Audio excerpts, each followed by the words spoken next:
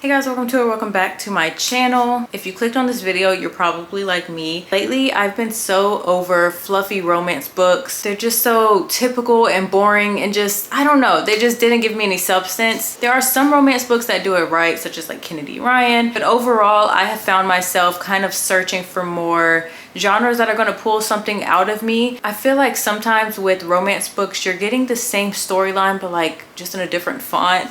But when it comes to dystopian and general fiction and sci-fi and things of that nature, I feel like there's such a huge range of storylines and plots that you can really find yourself just getting lost in. So if you clicked on this video, you're looking for some books that are not romance that will still have you captivated and possibly be a 5-star read. I'm going to give you guys 6 of my suggestions. And I'm going to try to keep this short and simple, but I will try to explain the books to the best of my ability without giving any spoilers. I'm going to start off with I Who Have Never Known Men, because if you know me, you know this is my favorite book of all time. Probably like, I don't really rate books over 5 stars. I just don't really get the point. But if I were to give a book 6 stars, it will for sure be this book. I have not stopped thinking about it since I read it back in March or April. It has literally stuck with me, and I cannot find another book that gives me the same feeling that this did. Let me preface this by saying some people do not like this book because you will not get any answers that you want from this book. You will read it, and pretty much immediately you're going to start thinking, what is happening? Why is this happening? What is going on? How did they get there? Who did this? Blah, blah, blah. You're going to have so many questions. And this isn't really a spoiler because everyone says it. It's a known thing, but you're not going to get any answers for it. I knew that going in because I watched someone else's review of this. And so I knew going into the book that I wouldn't get any answers. So maybe that's why I enjoyed it so much, because I wasn't expecting any answers. But yeah, it's a really short read and I just think it's a beautiful story. So basically it is about a group of 39 women and 1 child who are in this underground bunker, and they're basically locked away. So they have guards that are there watching them. The guards are likely men, and they don't speak to them. They can't talk to anyone else. They don't know how they got there. The women, of course, had lives on the outside, and they don't know how they were taken. They have no memory or recollection of it, but they did have a life outside of this bunker. But now that they're in the bunker, they're kind of just going through the days. And the young girl who is in there, she pretty much only knows the bunker because she was put in there at such a young age. She doesn't really know how old she is. She doesn't know her name. They literally call her the girl, I think. She basically is a key to their survival and her humanity, and just it really just makes you think about how someone could be when they're stripped of all like societal norms or just the way that we typically grow up. She didn't have that, and so it's just really interesting to see how she blossomed into the woman she became. And just, you know what, I'm not gonna say anything else. I don't want to spoil it, but definitely give this a read, and I hope you enjoy it. I feel like it's a 50-50, but I absolutely love this book and I will not stop talking about it. Next, I have a book that I actually just finished like a week ago, and it is Eleanor, Oliphant. I used to call it Oliphant, but I think it's Oliphant. This book is basically about a woman who doesn't really have any, she can't read the room. Like, she is a little bit socially awkward. She just doesn't understand most like social cues. She reminded me a lot of the character in The Coworker, if you guys have read that, by Frida McFadden. So she comes off a bit strange, I guess, just different. She's a very unique character. I did find myself chuckling a bit while reading this. So basically we're following along her meeting this guy who works at her job, and he basically is going to help her kind of not soften her heart, but kind of just, she's just gonna learn more about herself. I will say that this book definitely took a quick turn, and it got a little bit, I don't want to say dark, but deep. It got a little bit deep. It hit some heavy topics. If you need to check trigger warnings, then I would suggest you to do so.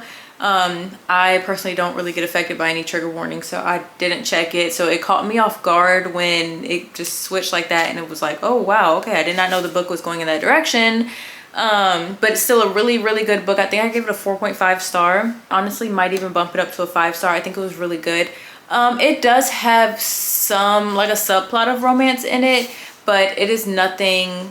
It's not really the main focus of the book. Her character development in this is so good that I feel like that is the main point of the book. I believe this is more of like a general fiction type book. So I definitely add it to your TBR. Next up, we have The Glacier by Kim Liggett, I believe is how you say it. I feel like this book is also pretty different from anything I've read. It is a dystopian fiction book. The setting is in a town where men are very controlling of the women. They believe that the women have like these supernatural abilities and powers, and so they end up sending the girls during their grace year, which I believe is when they turn 16.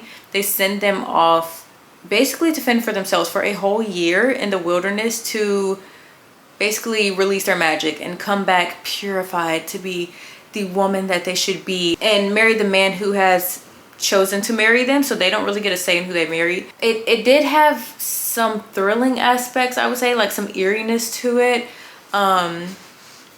because the men have convinced the women or the young girls there that there are poachers out in the woods that are going to come for them if they don't stay in this one area that they're supposed to be in and release their magic and this and that. And I feel like this book definitely has a deeper meaning, so keep your mind open to kind of drawing parallels between this book and the real world. And I thought it was just really cool to be able to think about what the magic really means in this book. Did I give this a 4.5?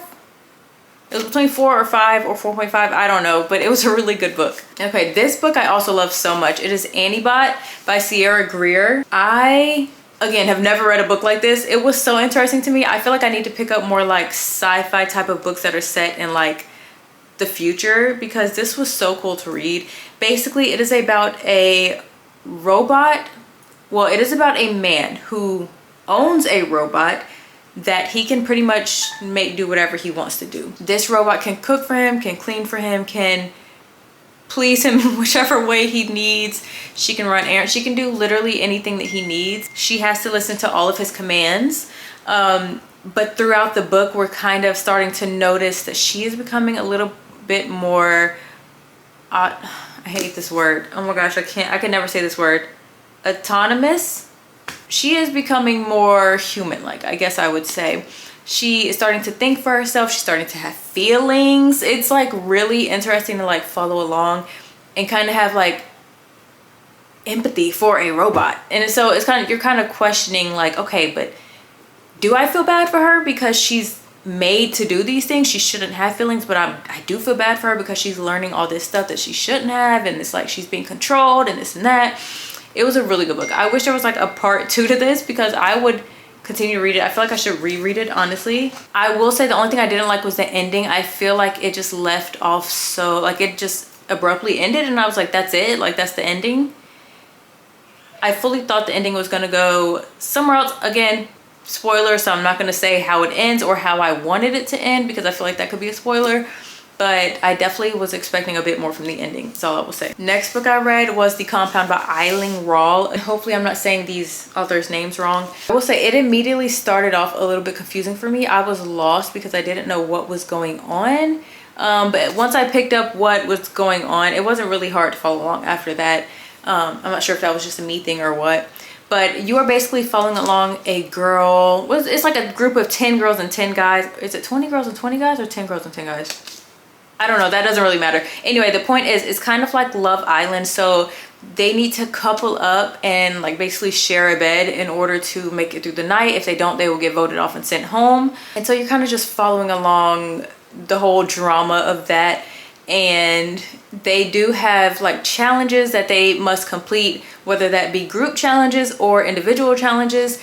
And they will get different prizes for completing the challenges. The thing is that they can't tell anyone else if they are completing an individual challenge. So for example, if your challenge is to go and kiss this boy and you do it, you can't tell him, hey, this is for a challenge, I'm gonna kiss you.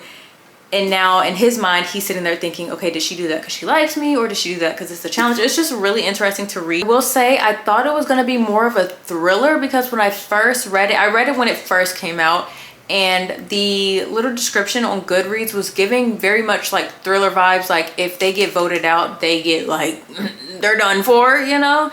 But that's not what happens in the book. Just a heads up, if you're looking for like a thriller, it's not that.